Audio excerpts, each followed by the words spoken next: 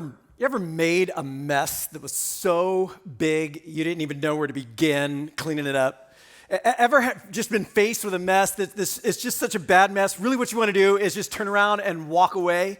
I painted my way through college and grad school, painting houses with my future father-in-law. And one summer day, I was up on a ladder painting under some eaves with a sprayer, and the spray unit was around the corner on the patio on a tarp with the suction nozzle stuck in a 5-gallon bucket of paint. And as I was up on the ladder, I was kind of needing a little more, room with the line. And so I was giving it a little bit of tug to get where I wanted to go when I felt it give way. And then I heard the sound of the spray unit sucking air. And my heart just stopped. I slid down the ladder as fast as I could, ran around the corner, and there was the spray unit tipped over, and the 5-gallon bucket of paint tipped over onto the drop cloth, emphasis on the word cloth, and then oozing out beyond the cloth as well. And I grabbed the unit as quickly as I could, put it on a dry tarp, grab a trash can, a plastic trash can. I scoop up this tarp now filled with gallons of paint as it's spilling out all over me and all over the concrete, and I drop it in this trash can, and then I stand there staring at probably a 6-foot diameter puddle of paint seeping into this guy's concrete patio in the summer sun. And honestly, my first thought was, pack up all of the paint gear, put it in my car, drive away, and never, ever, ever come back. I mean, forget the money, just leave. A guy was telling me a story. He said he was in his kitchen, in his pantry one day, and he accidentally knocked this gallon-sized jar of salsa off of the top shelf. Where do you even get that? It's at Costco. I don't know, Smart and Final thing, this restaurant-sized gallon jar of salsa onto the tile floor. He said it exploded. It was amazing. It was remarkable. It exploded up. And immediately a gallon of salsa covers the ceiling, all of the shelves, all of the food, all the boxes, the cans, there's glass everywhere. He said it was like a salsa bomb had exploded. And he hears the sound of his wife running down, they're coming down the stairs like, what happened? And he backs out of the pantry, and as his wife comes around the corner looking at him, he closes the door and says, honey, we're selling the house. Like, we're moving. Just put a padlock on that. The buyers don't even need to know. Have you ever made a mess or had been faced with a mess that was just so big, so bad, you didn't even know where to begin cleaning up? Really, it would have been easier to walk away, forget about it. And for some of you, maybe your minds went immediately to another kind of mess, like a relational mess or a financial mess or just a personal life mess. Well, we're in part 3 of our series, Starting Point. And at the beginning of the series, we made a rather obvious statement that everything has a starting point. All of your habits, bad and good, had a starting point. Your relationships all had a starting point. Your career path, your education, you had a starting point. The universe had a starting point. Everything has a starting point. But what we probably don't think about very much is that our faith has a starting point as well. And for most of us, that starting point was somewhere in our childhood. Whether or not you were raised in a Christian home, maybe it started in your home, or maybe it was your neighbor's home or something like that. But ideas or beliefs began to form about God or spiritual things. It was your friend down the street and they took you to Sunday school. It was a religious school that your parents made you go to. It was your grandma. It was a friend. It was church, mosque, synagogue. But some exposure to something, there are ideas and beliefs that began to form around spiritual, God-like things. And then, we've been saying in this series, then something happened. You grew up. You grew up, but very often our ideas about God do not grow up with us. As we mature, our ideas of God don't mature, and consequently, our childhood faith so often falters when faced with the rigors and challenges and questions and pain and struggles of young adulthood and adulthood. And it's almost like we need a new starting point of faith now as adults, like a restart button for adults. But where to begin? Where do you start or restart a journey like that? Well, believe it or not, the first followers of Jesus did not start with the Bible and stories of the Bible, stories of Adam and Eve and Noah and the ark and David and Goliath and such. They didn't start with the Bible because for the first 300 years of the Jesus movement, there actually was no the Bible. It didn't exist, at least not in this form. Instead, they always began with a person and an event. A person and an event. And in week one, we said that really, I think, is the starting point. The starting point is actually a question. And it's a simple question. Who is Jesus? Who is Jesus? And there are a lot of other great questions, important questions, challenging questions that we should ask and wrestle with and wonder about. But the starting point question that I think we all need to wrestle to the ground as adults is, who is Jesus? Who is Jesus? Now, as I said, we're going to cycle back to that question in a few weeks in the series. And by the way, if you missed any part of the series, you need to catch up. You need to push pause now and go back and watch some other episodes, catch the whole series. And you can catch the whole series now at our website, www.arternova.com/starting point. Just go there each week. We'll add to that, and you can catch all of the topics there. You can share it with friends. You can watch them again if you want to wrestle with these ideas a little bit more. But we started with this question, who is Jesus? And then last week, we began to take a detour. And I think it's an important detour.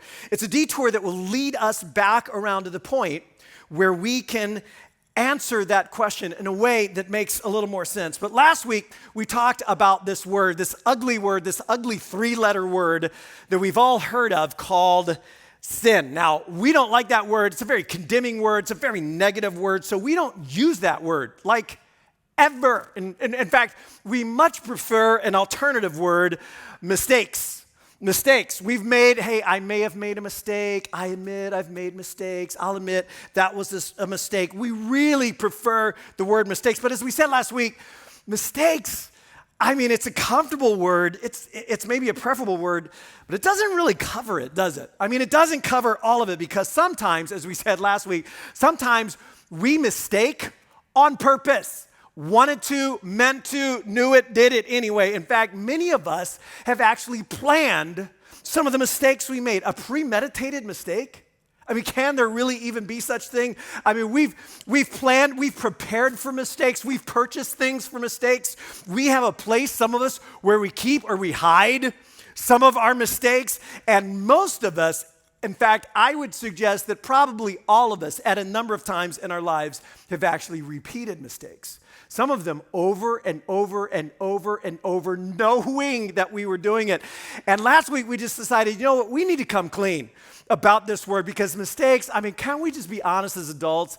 This does not cut it, does it? And just maybe a baby step for us in this journey would be to admit, I am not a serial mistaker.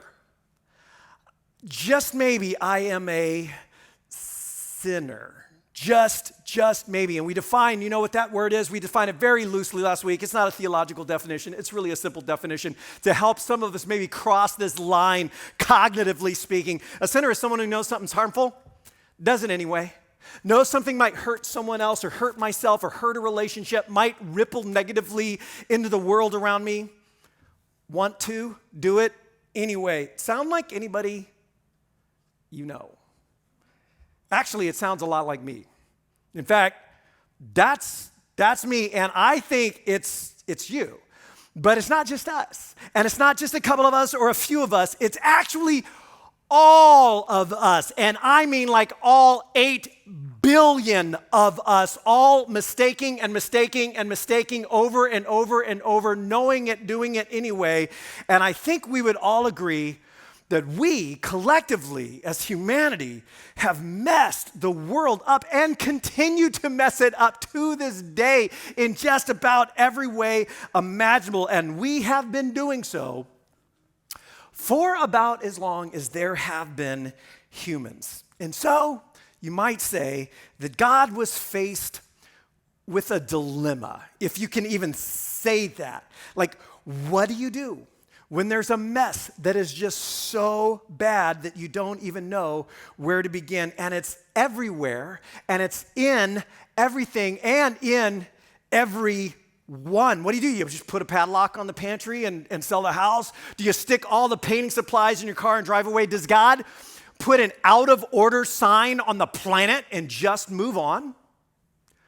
Or does he roll up his sleeves and get involved? And God, because he cared, because he loved, he chose to get involved. And like we all have to do when addressing a mess that's so bad you don't know where to begin, he had to start somewhere. And this might be interesting to you, 3 of the world's great faith traditions all say that he started in the very same place with a man named Abraham. Now, Abraham is so important to what might be called the history of religions, such a central figure in so many people's journeys, that today we're going to take a brief look at this man's story, especially a moment in his story as told in a very ancient document known as Genesis, which is Hebrew for the word beginnings. And as I tell this story, I just want to be clear. If you're trying to figure out God, or you're like, I need a new starting point, I just want to say, I don't necessarily expect you to believe this story in its entirety. Listen, you may believe that this document is 100% true. You might believe that. You might think, well, there's probably some historical truth to this document. In fact, most historians of the ancient world think that's certainly true, but probably not inspired. Or it might be like your freshman literature professor said, you might be influenced by that to just go, hey, it's all just great storytelling. It's ancient myth. It's metaphor. Well, I don't necessarily mean right now to change your mind about what you think about that, but there's something that happens in this scene that I think touches on something we have all felt, regardless of what you think or believe about the Bible. And that is this tension. If there is a God, and maybe you've actually thought this in very specific ways, if there is a God, if there's something more, if there is a divine being, if there's something to that, how are we doing? Where do I stand? Am I okay? And how do I know? How do I even begin to know where I stand in relation to whatever that is? And in a real sense, that is the question of religion. How do I know, and how am I related to whatever else there is? So, according to the story, sometime around 2000 BC, in fact, most historians would agree that there's at least basic truth to this. 2000 BC, roughly around that time, God chose a man named Abram as his starting point. Now, this is what's interesting about Abram is there's actually nothing particularly special, nothing particularly wonderful or even good about Abraham. He is a polytheistic, idol-worshiping guy from ancient Sumer, from the city of Ur, a major city, a famous city in the ancient world in modern-day Iraq. He's a childless guy, which means there's a kind of stigma attached to him. And he's a guy who's very prone to try to take matters into his own hand and mess things up.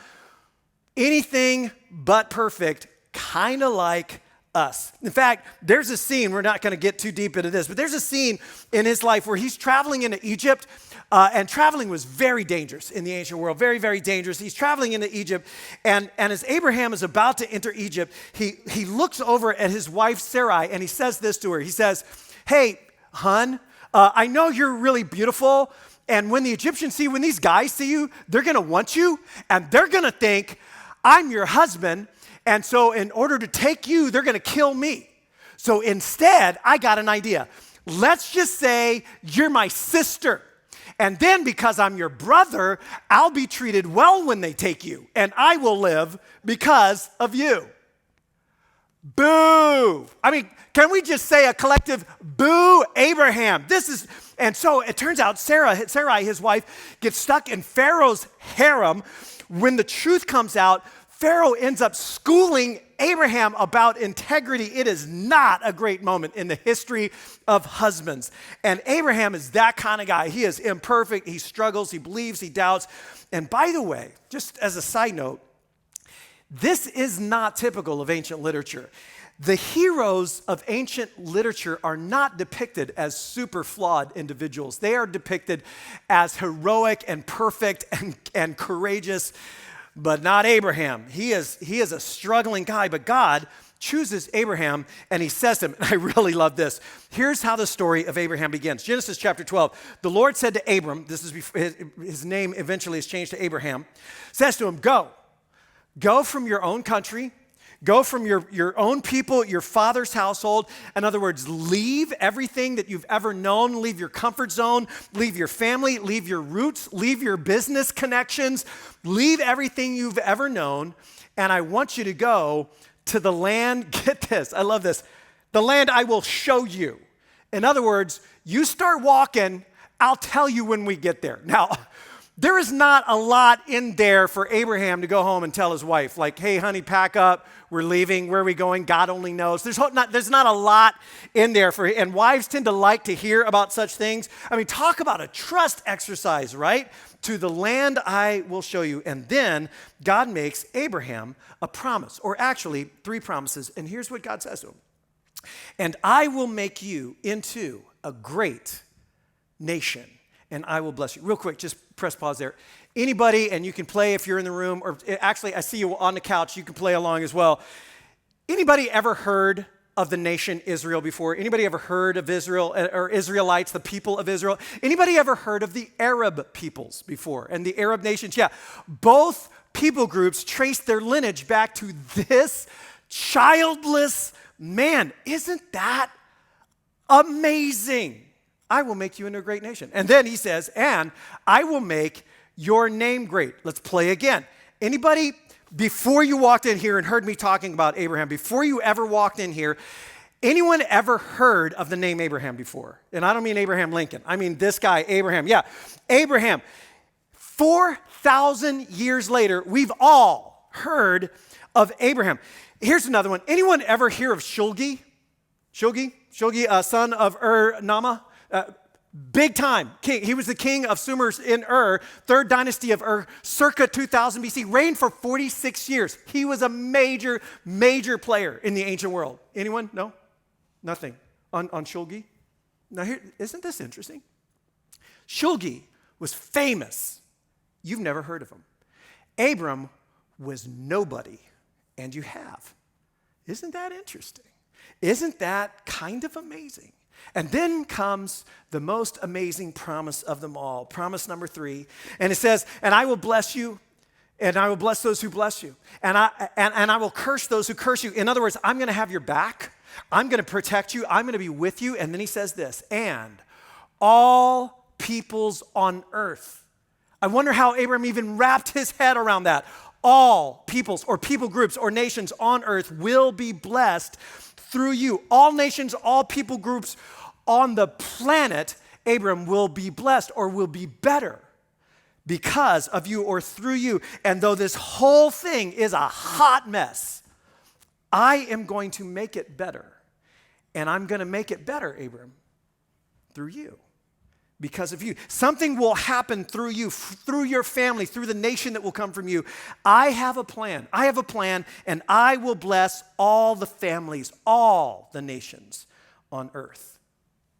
And so, we're told, Abram went. 75 years old, he bets the farm on God. He went as the Lord told him with more questions than answers, with way more to lose, we might think, than he has to gain. He leaves everything behind. He leaves civilization. He begins this journey with, by the way, Lot, who was his nephew, went with him. We'll come back to that in a second. And Abraham, in this moment, forever becomes like a model, an archetype of the kind of relationship that God, your heavenly Father, wants to have with all of this. And this especially comes out in a key statement that's part of a following scene. It's a statement that, it's this statement that I think intersects with all of us, with our stories and our questions, with all of us as our lives kind of play out. It's a number of years that have passed. Abraham's getting a little older, Genesis chapter 15, and we're told after this, the word of the Lord came to Abram in some kind of vision or dream after this. Now, what's the this? Well, this is interesting. Remember that Lot kid, Abraham's nephew? Yeah.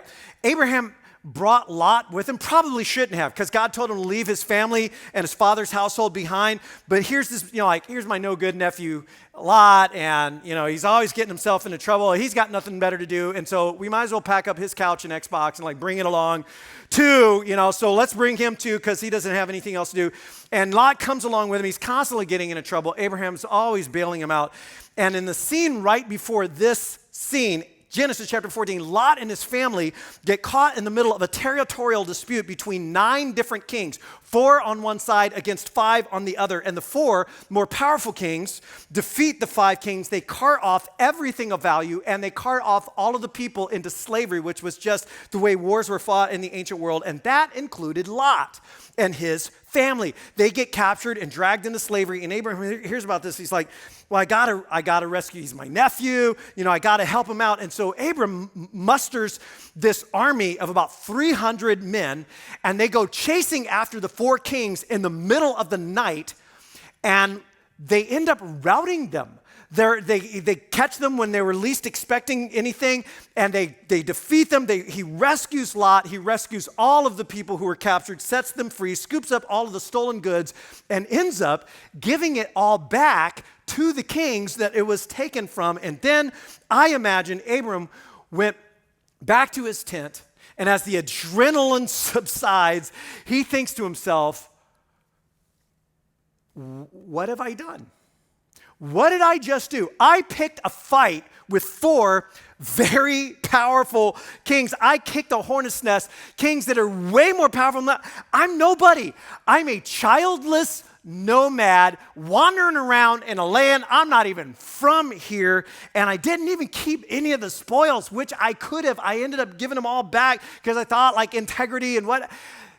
Did I just blow it? Did I just blow it? After this, the word of the Lord came to Abram in some vision in the night.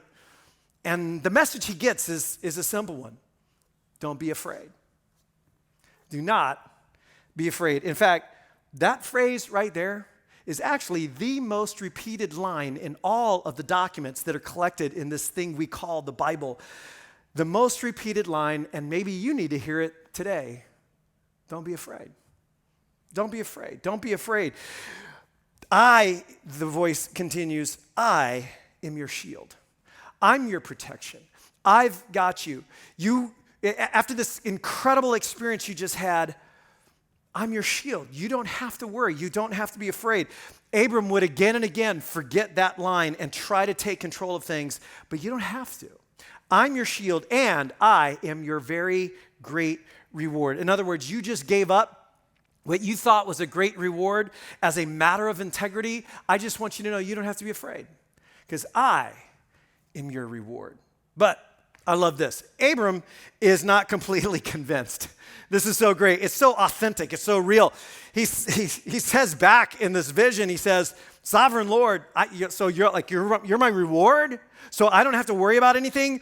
Exactly what can you give me? Since I remain childless, and the one who will inherit my estate is Eliezer of Damascus, my servant.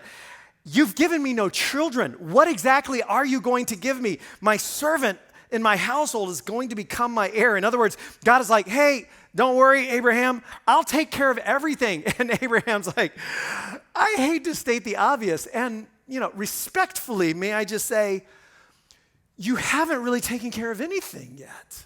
You promised me a nation. God, I'd settle for a child, an heir, just one. I don't need a nation. I would just take a child. My servant is going to get my estate. I have no one else in my life. In other words, I'm not seeing it. I'm not seeing it. Ever feel that way? Felt that way maybe recently? Like I was praying back in January, and now it's February, and I don't know, I'm not seeing it. I was praying back last January 2020. And now it's February 2021, and I just feel like I'm not seeing it. I'm just not seeing it. So that's what Abraham says in this vision back to God. And here's what the writer of Genesis says that God said to Abraham. Then the word of the Lord came to him. This man, Eliezer, he will not be your heir, but a son who's your own flesh and blood. He will be your heir. You will have a son. And then in this vision, he's taken outside of his tent, out in the dark. And dark, I mean dark like it's never here, like never ever here. And he looks up and the Milky Way galaxy is spread out above him in the night sky like a Jackson Pollock painting. I mean, it's just splattered with stars. Have you ever been somewhere where you can actually see stars? Like the Milky, like all of them, right? I mean, say in Orange County, and the vision says, look up at the stars and see if you can count them. And in Orange County, we could, right? It's like, there's 5. No, that was a plane. Okay, there's 4. I can count 4 stars. I mean, we could actually count them. But he's staring up at a sky that you couldn't even begin to count the stars. It's like the more you stare at them, the more you see. And the vision, God says to him, so shall your offspring be. In other words, I know you don't even have a son yet. And I know it's not happening on your timeline, and you're feeling anxious, and like the clock is ticking, and you need to get moving. And I want you to trust me with something that you are going to have a very hard time trusting me with. Your offspring will be like the stars in the night sky. And in that moment, staring up at the stars, Abram makes a decision that establishes the pattern for relating to, for reconnecting with God from this time forward. And the story says, and in that moment, as he's staring at the stars, Abram believed. Abram believed the Lord. He believed that promise. He believed what God was saying to him in this vision, a promise that on the one hand makes no sense. It seems impossible, out of his control. He's anxious, he's afraid, he's left everything. He's in a land where he doesn't even belong.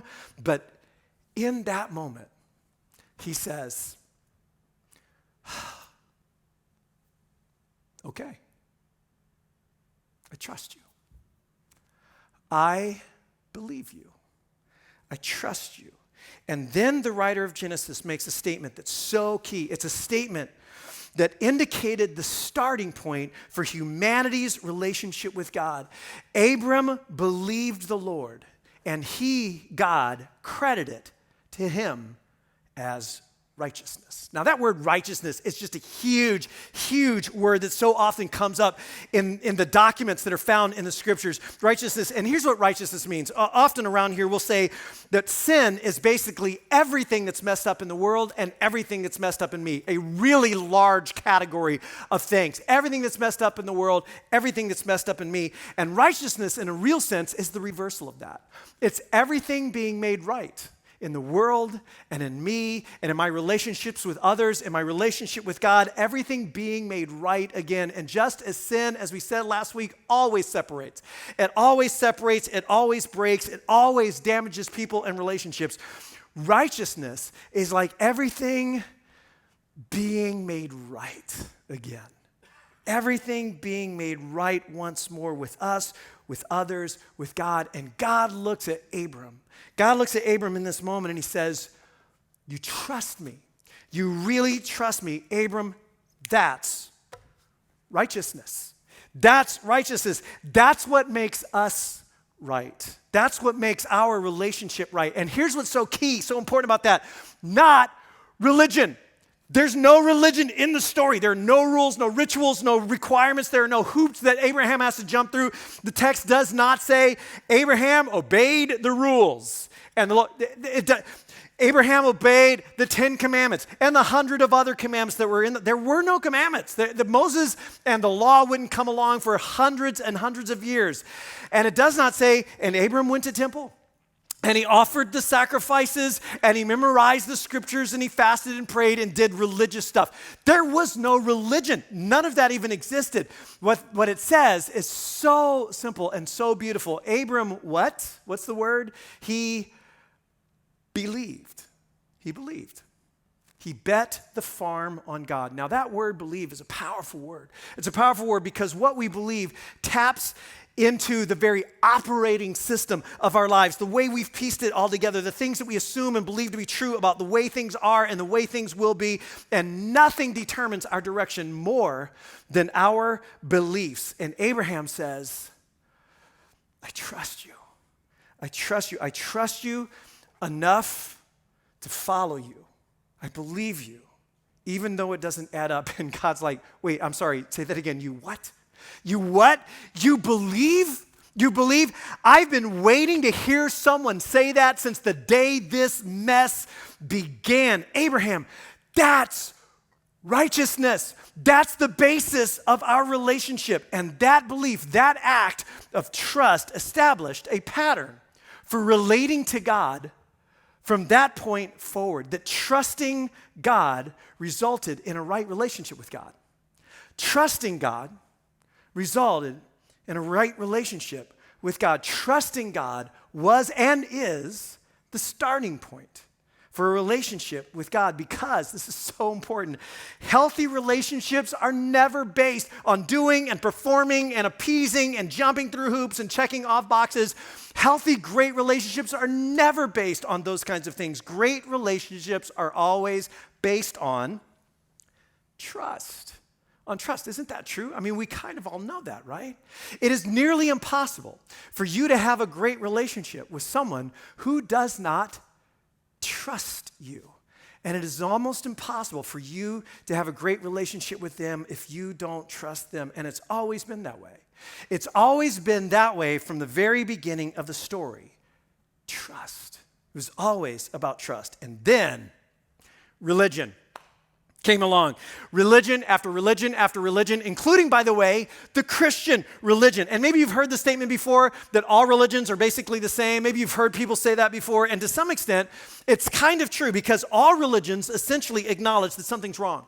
There is some kind of disconnection between us and the divine, whatever the divine is defined to be, however that's understood. But something's broken, something's disconnected, something's wrong. And all religions acknowledge that it has something to do with us. Like, we are messed up and we have messed things up, and all religions propose a way to reconnect us. In fact, the word religion, literally from the Latin ligament, means to connect again or to reconnect. All religions propose a way to restore that sense of connection with the divine, and they all have their own lists. And the lists simply go like this: do all the right things, believe all the right beliefs, pray the right prayers, say the right words, sacrifice the right offerings, meditate in the right ways, and on the list could go. Celebrate or honor the right days. And the idea behind religion is if you do it all right enough and long enough, consistently enough, purely enough, you just might become right. And things might become right. And you know what? There's a real appeal to that. There's a real appeal to that, to the rigor of it. It should be hard. I mean, shouldn't it? People should have to work for it, shouldn't they? And everything in us, something in us kind of leans in this direction of rightness with God. It should be earned by doing the right things, by being good enough. And everything we learn from religion and school and sports and work and often our very own families of origin seem to support that idea. And yet we all know that healthy relationships, great relationships, the relationships that we love, the relationships that feel like home to us, they're all based on trust. Great relationships are never based on performance or appearance. They're based on trust. And when God started a relationship with Abram, he did not start with religion. He did not show up with rules or requirements or rituals. The only thing he asked of Abraham is, will you trust me? Will you trust me? Will you trust me? Will you trust me, Abraham? Will you trust me enough to go on this wild journey with me into the unknown? Will you believe me enough for that? Will you trust me even when it doesn't add up, even when you can't see how? Just one thing, Abraham. Will you trust me completely? And at the very beginning of the story, it's there for all of us to see. Before religion ever got into it, God establishes the model for a healthy, a right relationship between us, the starting point. Abram believed the Lord, and he credited to him as righteousness. Now, I can already sense it. There's pushback, right? Some of you are like, hey, wait a minute, can we raise our hands? I mean, we're at home. Would you see me? Because here's what I know you're thinking. Aren't there rules? I mean, come on. Aren't there supposed to be rules? Don't we have to believe the right things and say the right things and pray the right ways and do it? There are, come on. There are rules, aren't there? We still have to do all that stuff, don't we? And that is a great, great question. And the answer is, do not miss next week and part 4 of our series, Starting Point. But here's where I want to take us today as we end. The question I want to end with today for you to think about through the course of this week, and a simple question: what if the starting point for a relationship with God is trust? What if the starting point of a relationship with God really is as simple and as real and as relational as that, as trust? And what if God wants from all of us the very same thing he wanted from Abram? What if what he wants from all of us is to walk out of our tents, proverbially speaking, and look up at the stars, whatever that means for you, whatever's going on in your life, whatever you're facing, whatever the unknown is, whatever is out of control, like in your own way, to look up at the stars and say, I believe you. I trust you. Not just I believe in you, or I believe certain facts about you. That's not what trust is in a relationship. I believe you. I trust you. And it doesn't even seem possible that you could ever put my life back together. It doesn't seem possible that your plan for my life could even still be in play as much as I've messed it up, that your dream for me could still come true. It doesn't even seem possible that this mess that I've made could ever get cleaned up. I don't even see how. I don't see how, but I trust you. I trust you. I'm in. I'm all in. And do you know why that God wants our trust first and foremost? It's really simple. Because what he wants is relationship, not religion. What he wants is relationship, a healthy, great relationship with you based on trust. And so as imperfect as Abram was, as up and down, oh my goodness, as flawed, as like messing things up, Abram looks up at the stars and says, I believe you. I trust you. And God says, that's what I'm looking for. Trust. Abram, that's righteousness. Now, we will pick it up right there next week. Please don't miss part 4 of our series. But I want to leave you, as I've been doing week to week, with a couple of questions. So as you tune out on your couch, before you click it off, maybe these are a couple of conversations you can have. Or if you're here in person on the car on the way home, just for something for you to mill over and play along. And the first question is this. It's a little bit of a longer question. Have you ever felt like your relationship with God might be depending on you doing the right things, believing the right beliefs, saying the right prayers, jumping through the right hoops, going through the right motions, being good enough, and so forth? Have you ever believed that? If so, why? If not, why not? And maybe, just maybe being honest, for you, you kind of still do. This is kind of still in there. There's some of that in you. So how are you doing with that? So that's one conversation to have. The second one is a lot more simple, but it's a great question. How do you know when someone really believes something? How do you know when they really believe? Can you know when someone really believes something? And if so, how? So think about it, talk about it, and then we'll see you back next week for part 4 of our series. Let's take a moment and just close in prayer. Heavenly Father, I just want to thank you, that you revealed something so simple so long ago that continues to resonate with me and with so many people. And that really from the very beginning, it all was always about relationship. And it was always about trust and never about religion. I just want to thank you for that. And personally, I want to lean into it, and maybe many of us listening along would just love, even if we're not sure what we believe about you, would love to say, if that's true, I would love to begin there. That would be a place where I can begin. And then for all of us, God, for many of us that are standing in the middle of a mess of our own making, and there are things going on in our lives that are just so messed up, we don't even know where to begin. We don't know how they would ever be made right.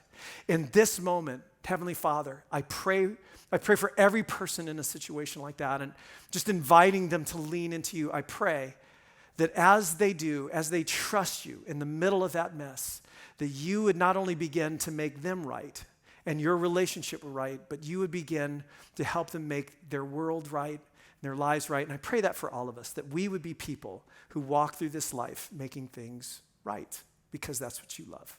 And I pray that in Jesus' name. Amen. Well, hey, before you tune out, before you sign off, please take a moment to fill out that Connect card. And before you leave, please take a moment to grab the paper cards that are sitting around you. We'd love to hear from you. If it's your first time checking us out online or in the room, thank you so much for spending part of your weekend or your week, as it may be, with us. We'd love to hear from you as well. And of course, for all of those who call Terra Nova home, we invite you to give as we head into this new year. Have this sense that our generosity in the world is going to be just as important, maybe more important than ever before, and it's our collective generosity that makes that possible. And so you can give on our app, of course, on our website, and you can always mail checks in or bring them by our office. Thank you so much for your generosity during the season. It means so much. And don't forget, while we're speaking of being generous, that we're generous with our lives as well, and one of those ways to do that is the Fix-It Day. You can sign up on the app or on our website. That's coming up on March 6th on a Saturday morning. So sign up for that. And then also don't forget, we have now opened up a new service outdoors at 9:30. We call it Sunshine Sundays. It's beautiful out there, wide open spaces, and we would love to actually see you in person if you want to come by and join us outdoors on Sundays, 9:30 and 11. God bless you. Thank you so much for joining us. We'll see you next week for part 4 of Starting Point.